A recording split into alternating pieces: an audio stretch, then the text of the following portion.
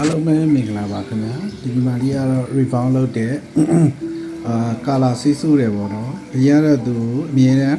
စပင်ဖြူတွေတစ်ခေါင်းလုံးအရင်များတယ်အဲ့စပင်ကိုကျွန်တော်တို့ကအခု rebound လုပ်တဲ့ဆေးလေးပြန်ဆိုးပြီးတော့ support ပေးထားတာဖြစ်ပါတယ်သူလိုချင်တဲ့ကာလာအရောင်လေးလည်းရလို့ဝမ်းသာပါတယ်တဲ့ကျေးဇူးတင်ပါတယ်ညီမလေး